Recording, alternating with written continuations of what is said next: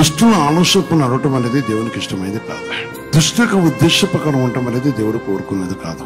అందుకని మనము ఎవరితో సహవాసం చేయాలి, ఎందుకు చేయాలి, మనం చేసే సహవాసాన్ని బట్టి మనకు కలిగే మేలేంటి? మేలు కలగానే కీడు కలగడదు. అందుకని యేసుతో సహవాసం చేయాల్సిన భవిస్తుంది.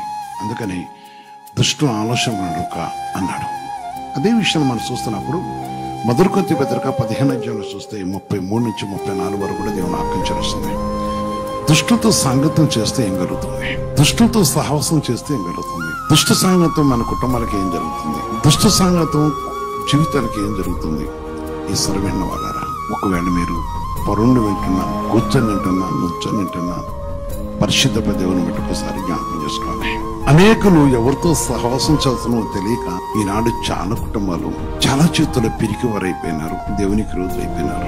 చాలా మంది జీవితంలో చూస్తున్నప్పుడు దేవుని యొక్క మార్గం మనిషిన వారు అయినారు. ఈ రోజున ఆలోచించు. దుష్టు ఆలోచన ఒక పాపం.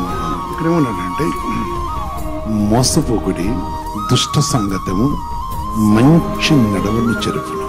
నీ సహవాసాన్ని బట్టి దుష్ట సంగతము మంచి నడవడిని చెరుపును, మంచి ప్రవర్తన చెరుపుతుంది, నీతి గల ప్రవర్తన పాడవుతుంది, నీతి గల జీవితం పాడవుతుంది.